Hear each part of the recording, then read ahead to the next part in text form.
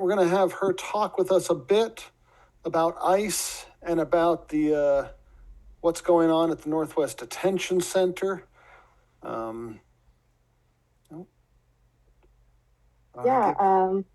Yeah, please go ahead. Thanks, Mark.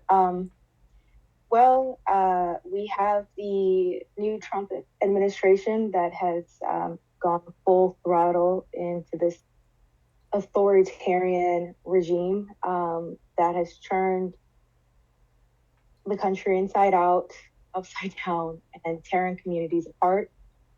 And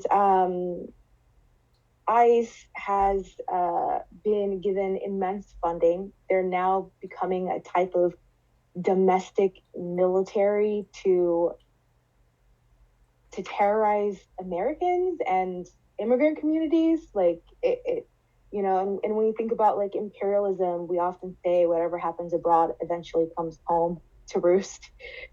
So the tactics they use in other places are going to be used against us, and that's what we're witnessing. And we've seen horrifying videos of people being pulled, educators who are working in daycares being pulled out of work in front of children, toddlers, and being dragged out. And it's violent. It's not it's traumatic for these children, but it's also traumatic for the person experiencing this and the community witnessing it. Recently, I saw a video of militarized agents intentionally on purpose hitting someone's car, like slamming into them, hopping out of their black tinted car, maybe it was a silver tinted car, with their semi-automatic weapons, their military equipments and weapons, and pointing it out at American bystanders, pointing at the victim of a car. Like, it was not even like a car crash of like being deliberately hit.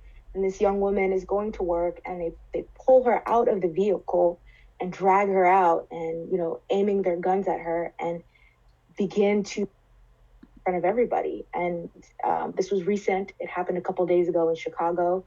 We're seeing the deployment of a National Guard being used to terrorize American cities.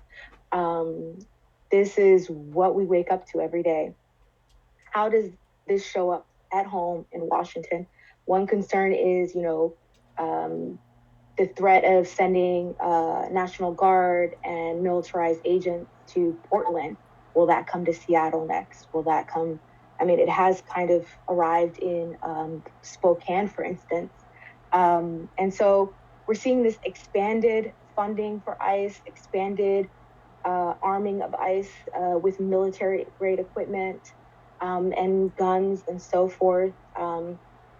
And with the Northwest Tacoma Detention Center, there's 1,800 people, maybe more now, who are disappeared into the system in that detention facility. And it's parents, it's educators, and it's community members.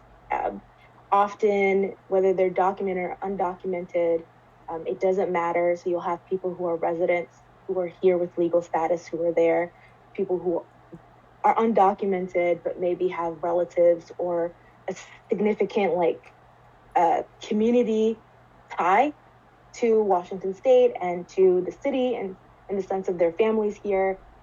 They build community here, and we're watching them not get adequate food, not get medical treatment, not get their medication. We're seeing former military veterans being disappeared into the system. Recently, Veterans for Peace came out with a statement about this. I think it was like a press conference today or yesterday, and they're having a town hall today over in Tacoma about this. And so the most pivotal case that everyone is discussing in Washington State, and I'm a friend of this family, which is the Chaudhry family, in the case of Zahid Chaudhry. His wife, as many of us know, Melissa Chaudhry ran for congressional seat District 9 against Adam Smith on the mostly an agenda, that is very popular in the sense of like, our money should not go to arming more criminals, and we should spend that in our communities. And so that was basically her run. But even, mild criticism or even, direct, acknowledgement and criticism of the genocide in Gaza right now, that made the family a political target, and which they have said explicitly. And you have Zahid, who was on August 21st, 2025, he was pretty much kidnapped by ICE agents at his interview, his citizenship interview. So he's a longtime resident, lived in America for over 20 years, has American children, married to an American citizen, was a resident. And so he went into the Tukwila immigration office in good faith for a naturalization citizenship interview. He did everything right, followed everything by the book. And at the end of the interview, there were ICE agents there, took him into a tinted car, didn't tell his family, and just kidnapped him, basically. Sent him to this detention center. And he was in solitary confinement for several days, and deprived of his medication for weeks, deprived of any kind of quality sleep for someone who has a lot of health issues, forced to, live in a condition where there's no adequate meals. All the meals are just, it's kind of like gruel. Like, if you can imagine what gruel looks like this, unedible, just disgusting food that nobody can eat. None of his dietary requirements are met. No one else's. Recently, there was a lockdown in the facility where over 100 people were just taken out of the system, taken out of the space, and they were just being deported. They were being either transferred or deported as this lockdown is happening. And none of the family members knew where they were going, if they were being transferred somewhere else, and they could be transferred to Florida, to Alcatraz, detention center. They could be sent to El Salvador. They would not know, and there's nothing they could do about it.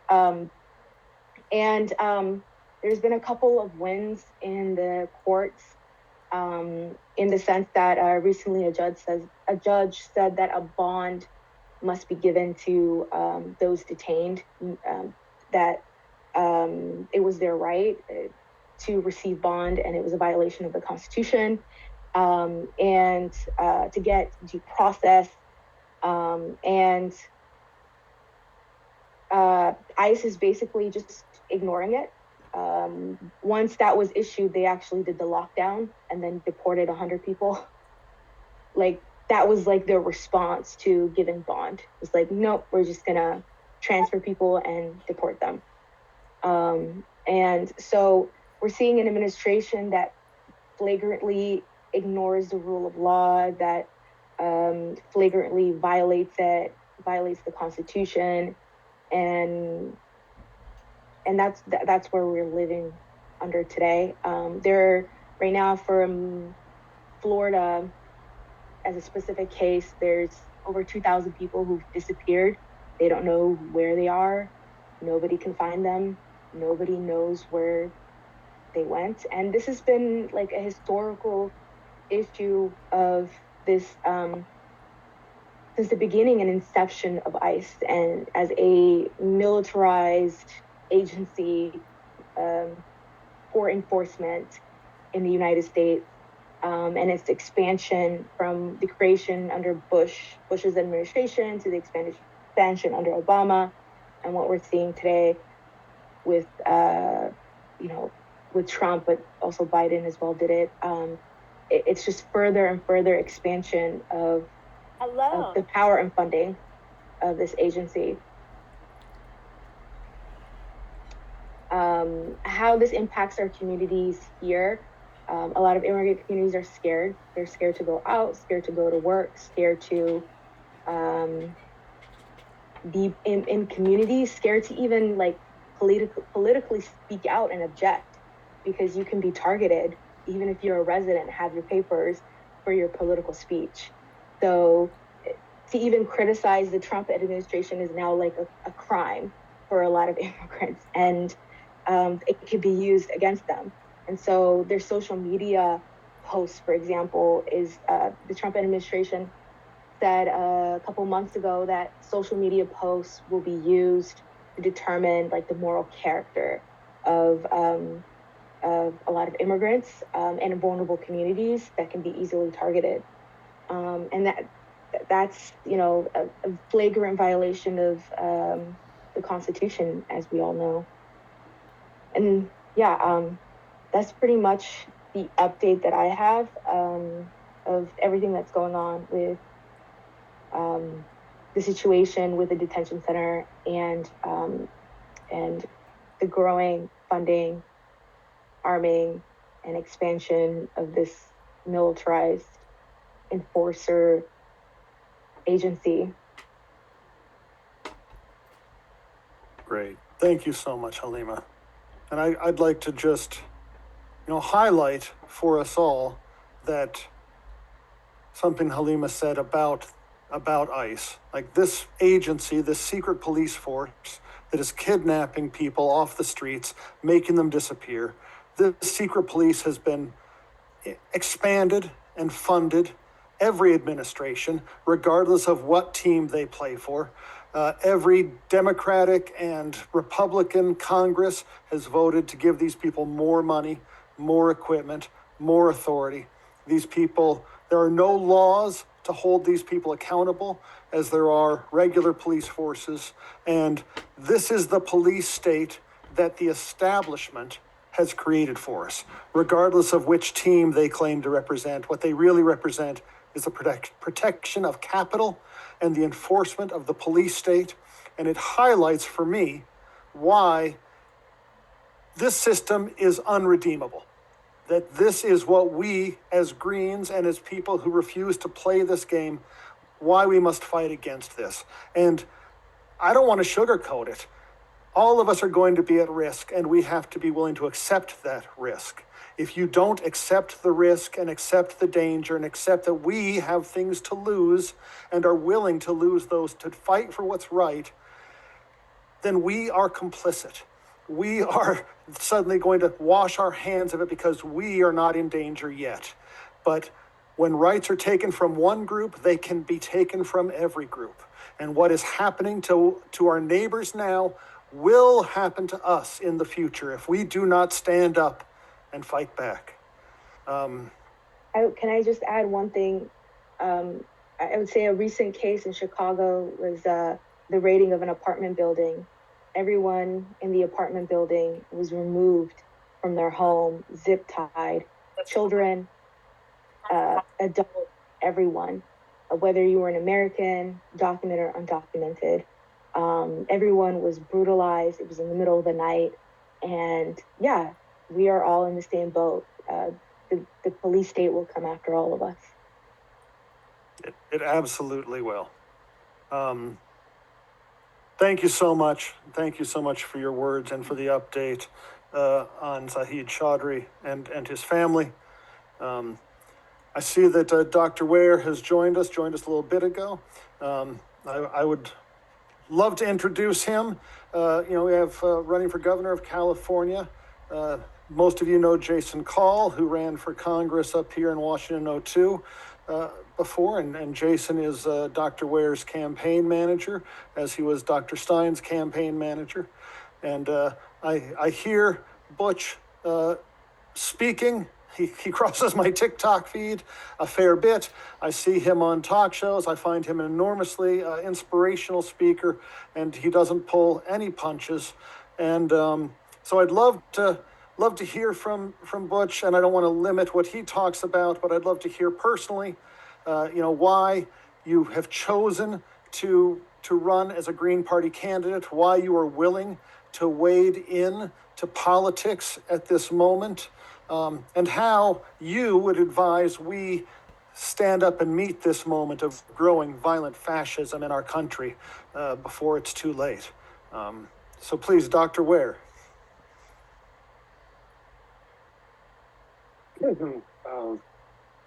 Okay, how's my sound? Am I coming through okay? Got you great, right, sir. Outstanding. So it's an honor to be invited to speak in this gathering.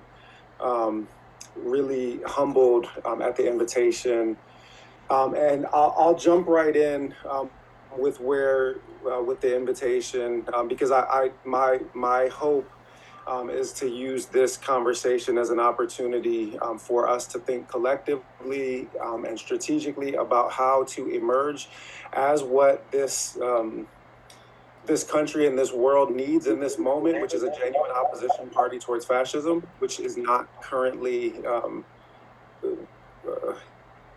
existing in a position of power that is sufficient to beat back what is the resurgence of American white supremacy and capitalism and imperialism in its terminal phase. So that's going to be the overall thrust of my comments, but I'll start where you asked me to begin. And I apologize if you guys are getting the sounds of church bells in the background. I don't know if you can hear that, but I'm in my office at UCSB, and for some reason they chose 2:30 in the afternoon to do a bell tower conference without a concert, without letting any of us know. So I hope it's not too distracting for you all. I'm trying to survive it. Just let me know if the sound is an issue. So the first why, those of you who perhaps only got to know me after Dr. Jill Stein invited me to run as her vice presidential candidate may not know how I got pulled into electoral politics.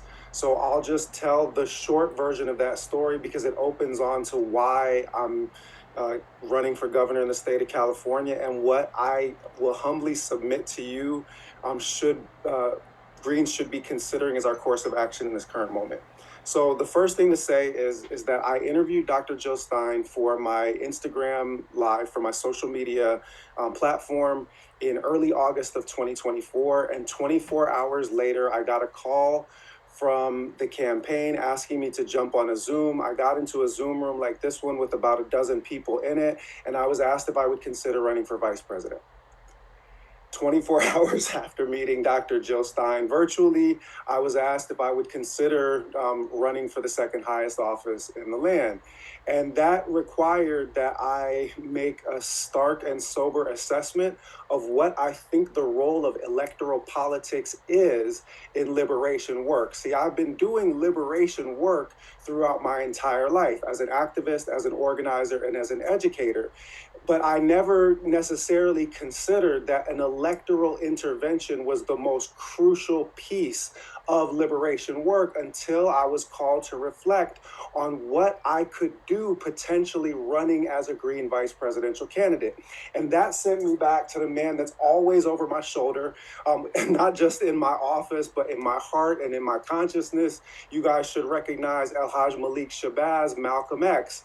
And for those of you that know my story, you'll know that I converted to Islam, my personal faith tradition, at age 15 after reading Malcolm's autobiography. I read that book cover to cover in one night, and I wanted what Malcolm had at the end of that book. Malcolm had a liberation from his inner demons and also his external oppressors. And it wasn't just my initiation into what became my faith tradition, but it was also my initiation into the Black liberation tradition, to the Black radical tradition. So when I'm reflecting on how we move in this moment to respond to the resurgence of fascism and imperialism, I'm mostly reflecting on how we can take the lessons from the Black liberation tradition and apply them in our current moment in order to make effective change. So that's most of where I'm going to be speaking from, and I'm going to try to keep this to 25, 30 minutes so that I can call in questions and conversations so that this can become a collective reflection, and hopefully like a collective call to action. So the first piece from Malcolm that I had to engage with when I was considering what is the potential role of electoral politics in our moment was to go back to a 1964 speech that Malcolm gave called the Ballad of the Bullet. And the Ballad of the Bullet is how I want to frame the first part of my conversation here tonight. Do you guys know this speech? I'm sorry, I'm a professor and I'm in my office, so I'm going to do the classroom thing. Like, hit the raise hand button if you know this speech, right? Or hit a like button. Okay, perfect. So I don't have to explain the whole context. But 1964, Malcolm delivers this speech at least two separate occasions. There are different surviving extant versions of it. And the basic argument is an ultimatum to white supremacist, imperialist America that liberation is coming. And it is going to be taken through one of two routes. It will either be taken through the ballot, through a peaceful transfer, or it will be taken by the bullet. It was an ultimatum to a society that is drenched in and steeped in oppression, that you can do this the easy way or you can do this the hard way. And that was the way that I understood the Ballad of the Bullet until Dr. Jill asked me to consider running for office. And then I actually went back and I listened to every single syllable in both of those speeches. And I came across something that Malcolm was saying that I had missed, despite the fact that I've been living with Malcolm over my shoulder for 35 plus years. And that is, Malcolm said this. He said in 64, he said, we're going to knock on every door in Harlem. And we are going to register every black face behind every black door, not as a Democrat, not as a Republican, but independent. Malcolm was already seeing and saying that the duopoly is not the answer. The duopoly has no future for the liberation of black people or any oppressed people, which is not news. Malcolm had framed the struggle between liberals and conservatives as a political game of football in which the black man is moved around a field but never actually served. Malcolm had spoken about the white liberal as the most dangerous thing in the Western Hemisphere in 1964, when white conservatives were hanging black people from trees, when white conservatives were turning dogs and fire hoses on black protesters, when white conservatives were putting bullets in the brains of white voting rights activists and burying them in shallow graves next to Mississippi roads. Malcolm concluded that the white liberal was the most dangerous thing in the Western Hemisphere. He never had any illusions about genuine separation between the two capitalist parties that collectively exploit the people. And just to take one quick parenthesis inside of this, it was Julius Nyerere, the great African socialist, the first president of Tanzania, who said, of course the United States is a single party state, but with classic American extravagance, they have two of them. Right?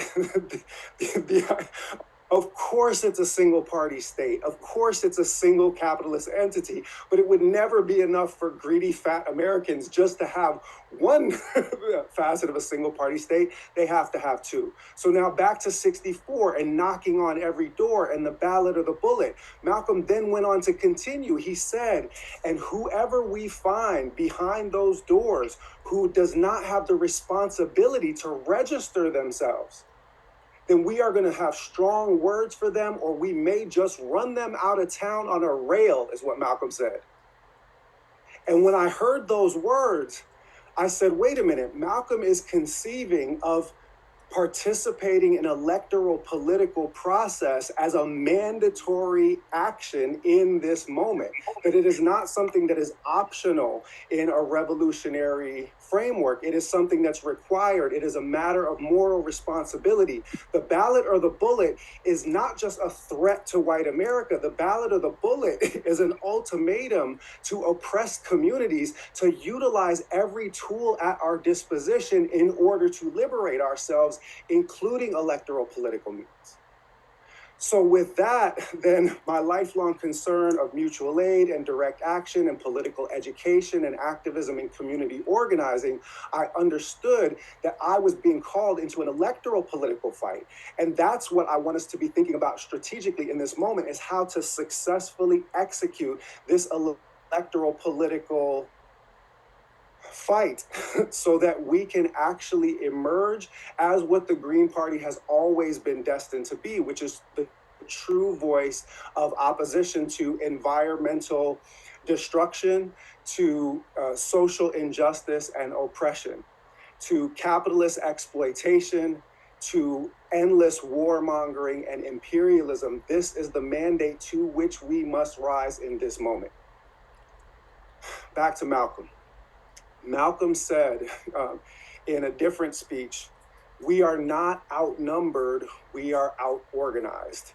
And that's the first thing that I want to say to this particular gathering, is that we as Greens have sat too long in this position of plucky third place go-getters who are interested in, changing the Overton window, shaping discourse. We have accepted not a spoiler role, certainly not, but we've accepted a position of being on the outside looking in. And that for me is predicated on absorbing frankly, some misconceptions about where our potential political power lies. I actually do not see us in the long term as a third party, because I don't think that we're outnumbered. I think that we're just out organized. And I think that we're badly out organized in some critical ways, especially when it comes to electoral politics. But Malcolm continued and he said, on this point, never let your enemy tell you how many of you there are. Never let the man that you are against form your opinions for you. And the reason why I'm citing that in this moment is that I want us to disabuse ourselves of the idea that we are running as plucky outsiders, and just start to think of ourselves as a group that is going to rise to this moment and to become what the world and what this country needs in this time, which is a genuine anti-capitalist party that is capable of delivering actual electoral results and victories and taking power through the ballot, with the hopes that this party, whose aspirations are always nonviolent and whose values are always nonviolent, will give this dying empire the off-ramp that it so desperately needs, because Malcolm was not wrong when he said it's going to be the ballot or the bullet. It absolutely is. And you can see that as the billionaires and now trillionaires start to collect more and more wealth and leave people more and more dispossessed, as American empire becomes more and more ruthless in its extractions. This dying empire is going to go down one of two ways. It is either going to be ushered into an era of sanity, and in which the republic is saved as the empire collapses, or both will collapse. And it is our role to give people an alternative at the ballot box, because as Malcolm and so many others, as Marc pointed out on the way in, these two parties are both capitalist parties. They're both imperialist parties. They are not going to provide us with any solutions in this moment. So then what do we do? In order to take the lead in this moment, I'm going to humbly propose my own view and my campaign's view of the intervention that I think that we can collectively make. And that's going to require me describing the intervention that I'm seeking to make in the state of California and the role that I see it playing in our overall movement as Greens towards liberation. And that begins with some reflections from another Black liberation figure, the great Stokely Carmichael, later Kwame Ture. Stokely Carmichael was a member of the Student Nonviolent Coordinating Committee, It should be noted that both Malcolm and following Malcolm's lead, Stokely Carmichael took strongly anti-Zionist positions as early as 1963, 1964, 1965. They understood the interconnection between oppression here inside the United States and imperialist oppression abroad, and that caused them to stand for Palestinian liberation the same way that this party has stood for Palestinian liberation and reparations in the same moment and in the same breath. So Kwame Ture, for me, he was somebody that reflected deeply on Malcolm's insights about how to effectively organize politically, and he crystallized some of those teachings. So the first one, and really this is the one that I'm going to focus the rest of my comments around for the next 10 to 12 minutes and then open things up to questions, is that Kwame Ture said revolutionaries don't just mobilize around issues, revolutionaries organize against systems. I'm going to just repeat that. Revolutionaries don't just mobilize around issues, revolutionaries organize against systems.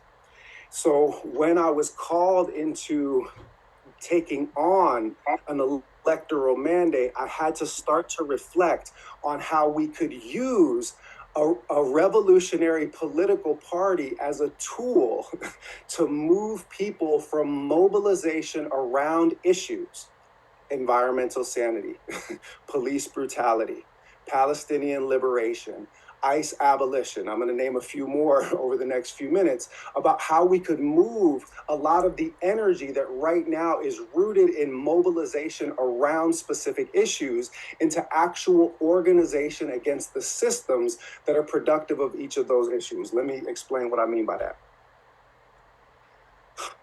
After I started to wake up politically at age 15, one of the first things that I did was march against police brutality in my own community. I was living on the south side of Minneapolis at that time, and there was a kid in our neighborhood that got shot and killed in his own backyard playing with a water gun.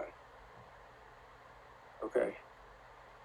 And in 1988, when we went out and marched, it was a few dozen of us, and almost everybody in that audience, everybody in that crowd, everybody in that public was Black. In 2020, the George Floyd uprisings brought into being the largest mass mobilizations ever against police brutality against Black people, correct? Had you guys ever seen so many people mobilized around this core issue? I never, as a 15-year-old kid, imagined that I would see white folks outnumbering Black folks 5-1 at an anti-police brutality protest. Never imagined that I would see Latino Americans outnumbering Black folks 3-1. And that's if I'm including Afro-Latinos in both categories. It was beautiful and it was heartening and it was empowering. And we saw our people and we mobilized on what had previously been an impossible scale, but it was mobilization around the issue rather than organization against the system that was producing the police violence. So despite the fact that the mobilization was of massive scale and was indeed worldwide, we saw mass mobilizations in Paris and in Palestine and across the globe. But despite the fact that these mobilizations were exponentially larger than anything that we had previously experienced, they were not effective organization against the system. What's the difference? Kwame Ture said mobilization is temporary and ephemeral. Organization is permanent and durable. It is repeatable. It is not an episodic stance for justice. It is an institutional and structural one. He said it's easy to get the unconscious, as he calls them.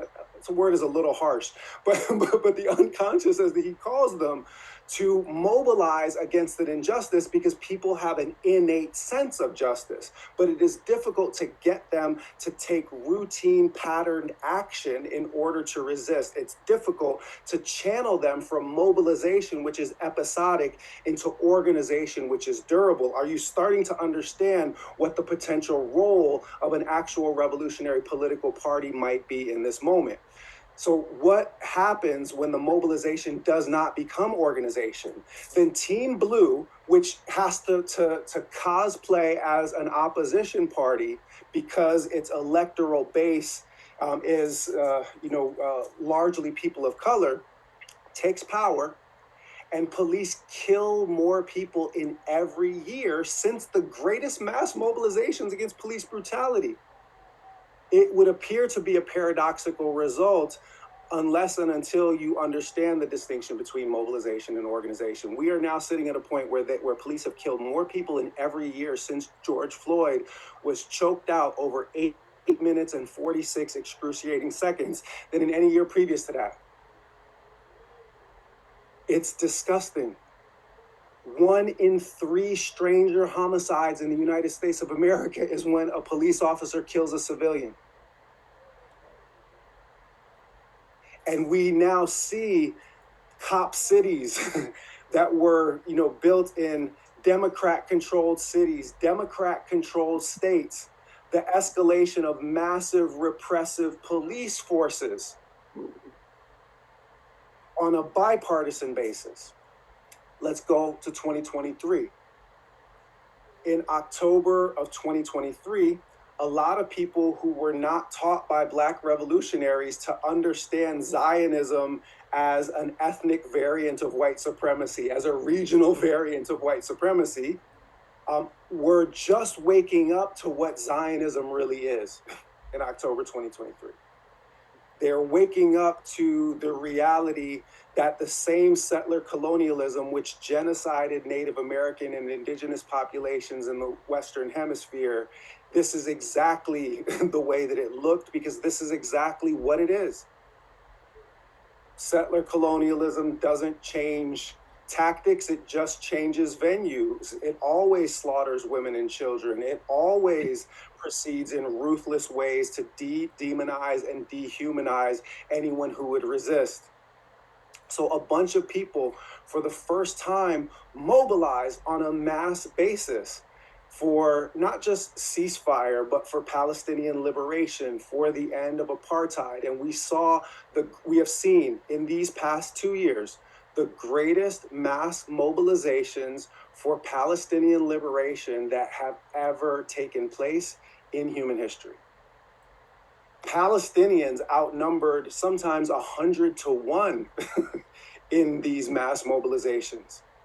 And for those of us that knew what Zionism was as early as the 1980s, and when we were protesting against various particular incidents of Zionist violence or Israeli expansion, the only people in those crowds back then would be Palestinian Americans, a few Muslim Americans, some Black revolutionaries, and a handful of hardcore communists. And that was the group.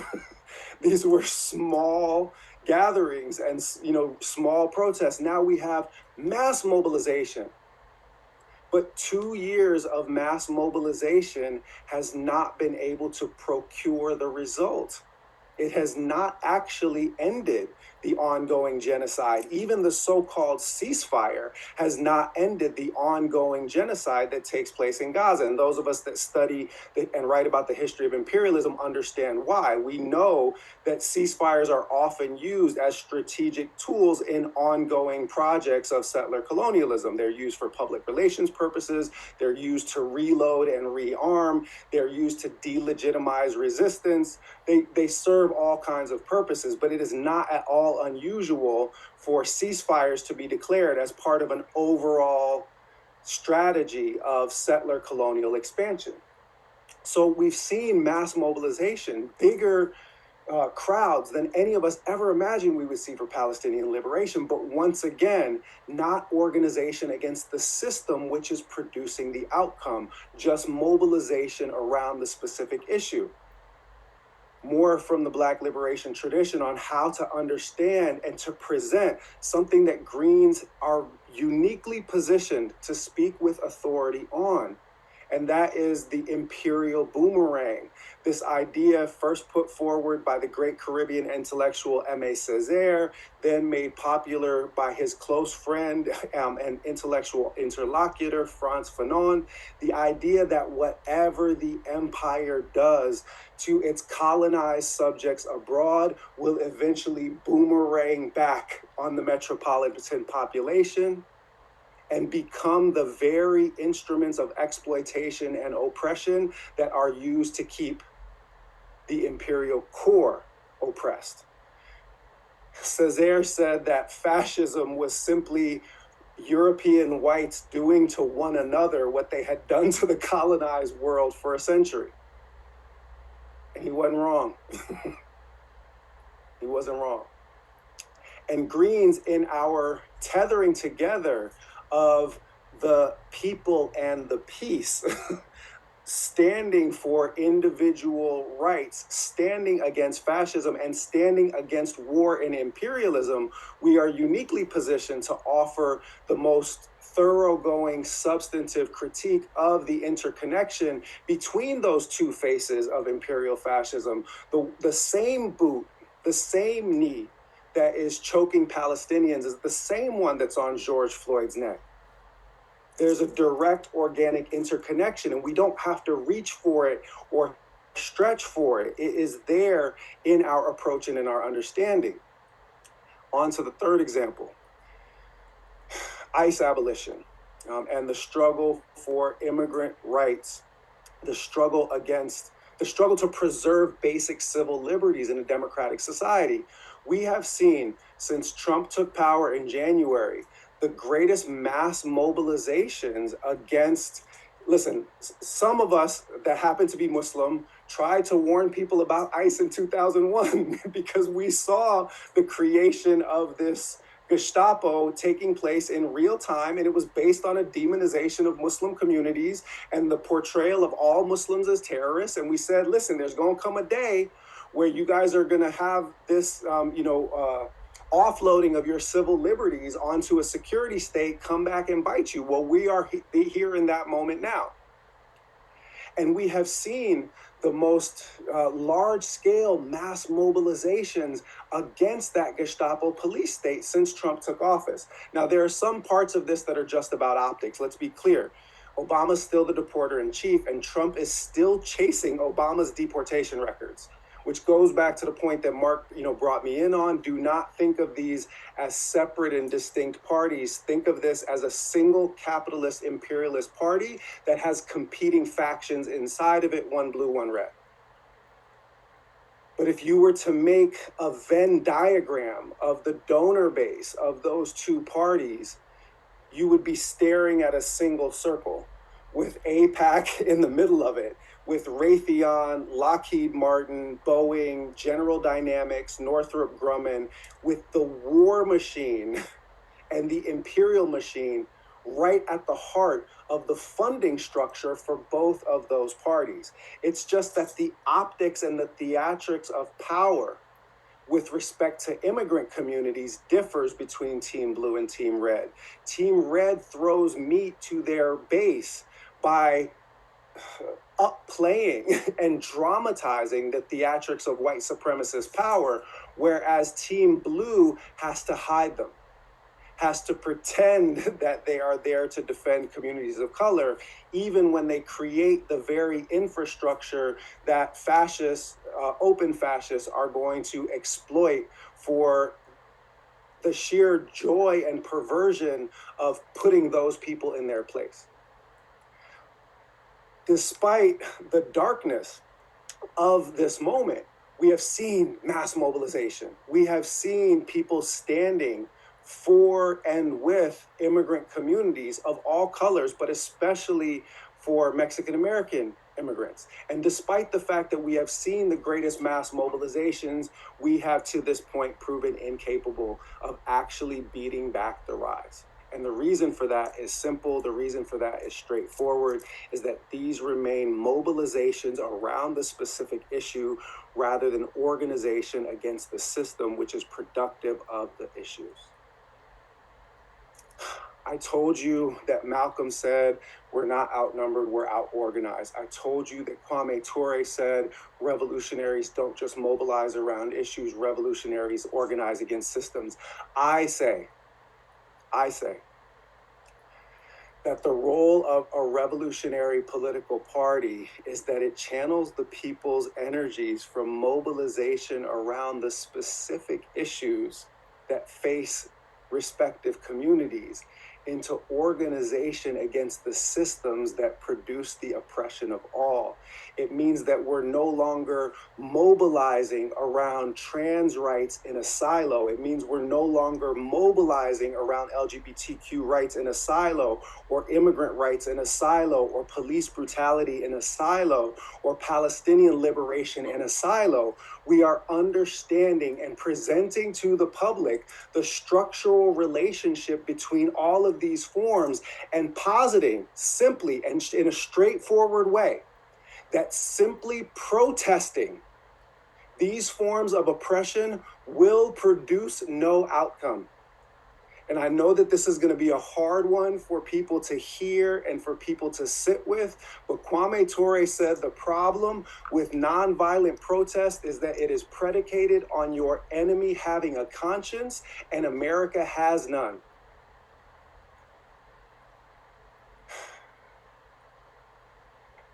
The way that I put it is that you cannot make a moral appeal to oppressors, because if they had morality, they wouldn't be oppressors. You have to organize to fight them. And as Greens, we always prefer, and frankly, I see Sister Halima on the screen, Salaam Alaikum, as a practicing Muslim, we always prefer a peaceful solution to an armed one.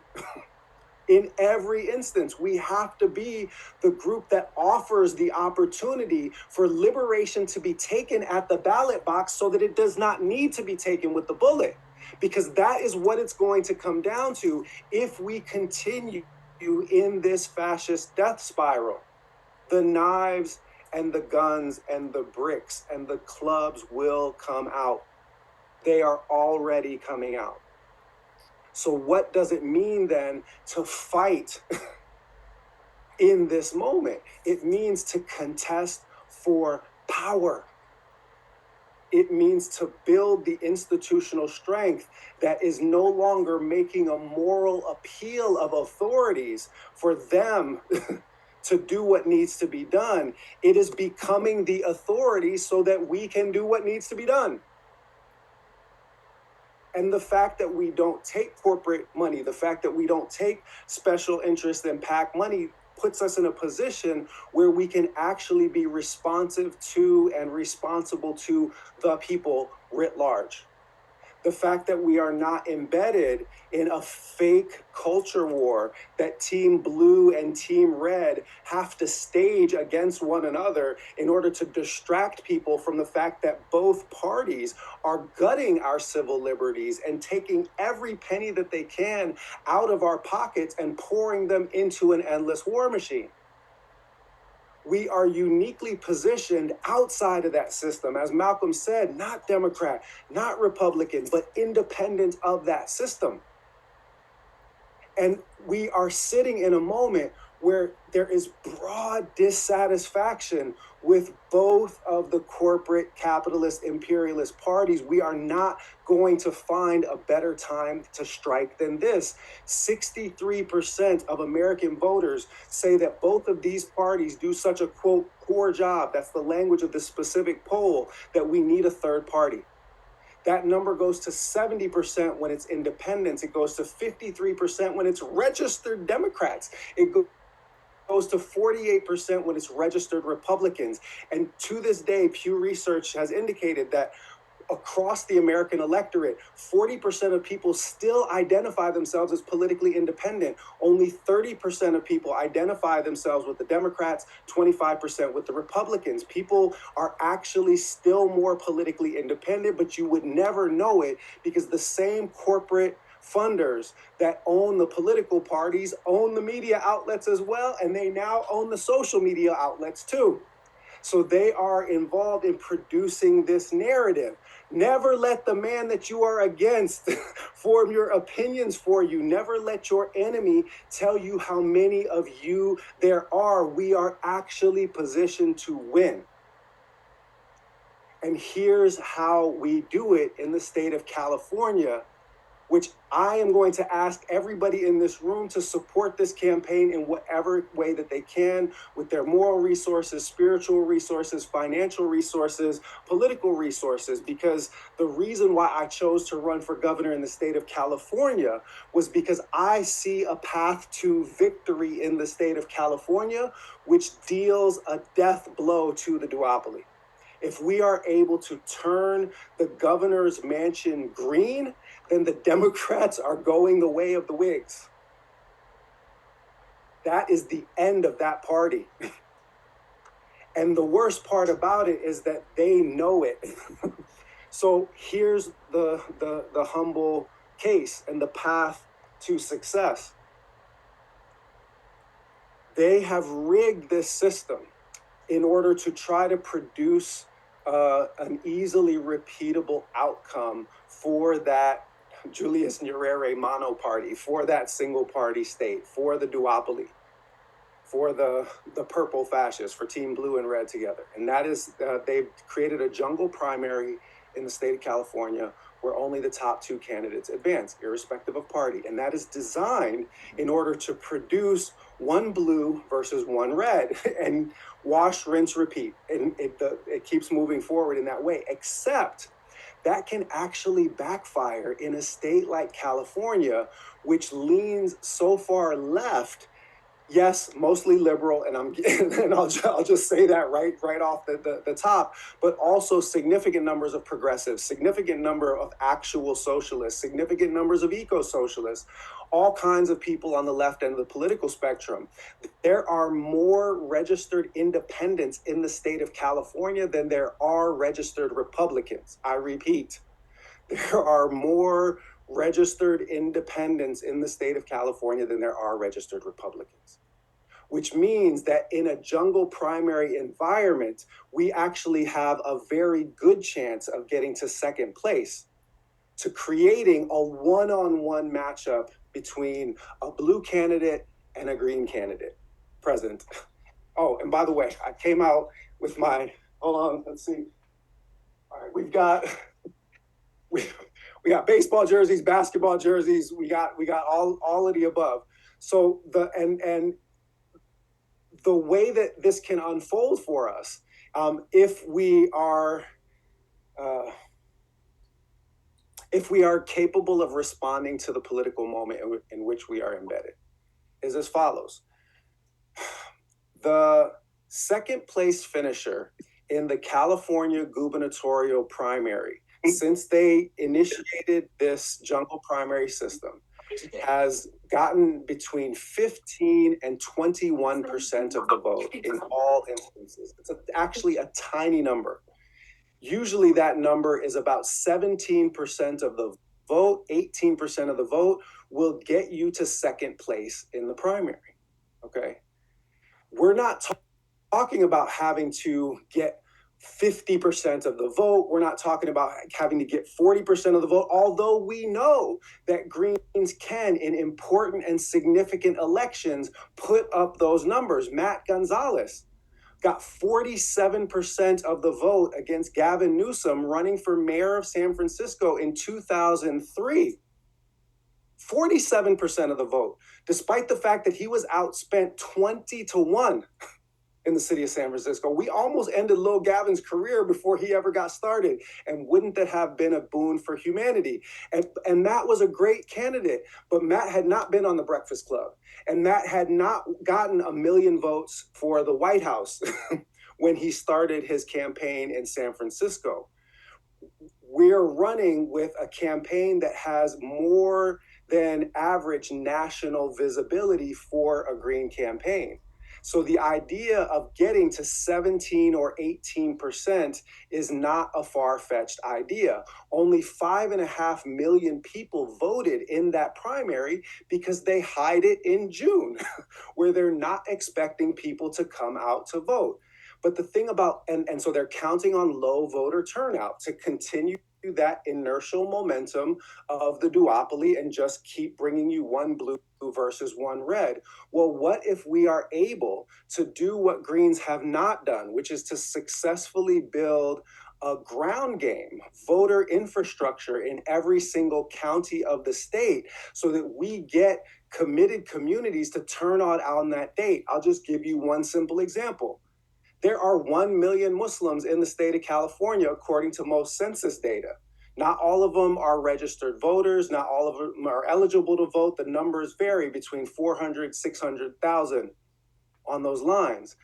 But 53% of American Muslims nationwide voted for the Steinway ticket in 2024. If we were just simply able to get the voters that voted for me already in the state of California to all show up on June 2nd, 2026, then we are actually a stone's throw away from getting to that 17%, that 18%, that 20%.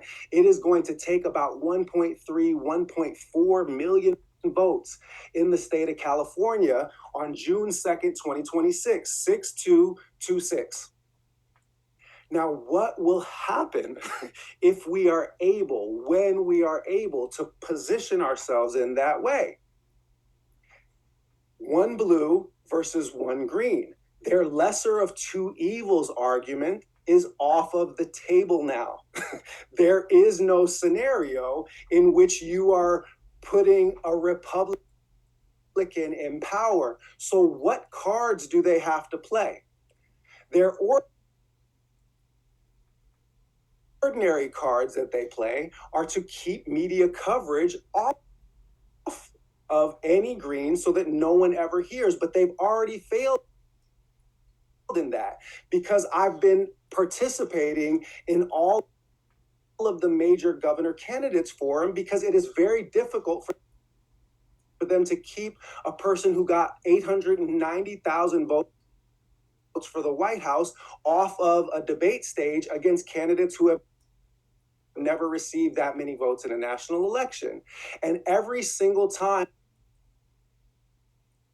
I've competed in one of those open candidate forums, it has been a bloodbath. At the SEIU Local 1000, with 7 Democrat candidates, the billionaire Democrat got up and walked off of stage. He was so butthurt about me destroying the billionaire class and its relationship to the Democrats that he literally got up and walked out after I spoke. And then when they closed the doors after 3.5 hours and took an open vote of the SEIU membership, 1,000 people in that room, with it also streaming to multiple SEIU chapters around the state, the votes, I won best candidate hands down. The people that were in the room said that 10 minutes into the conversation, SEIU leadership said, "We get it. Butch won the debate. Is there anything else you want us to know about the candidates?" It's that bad.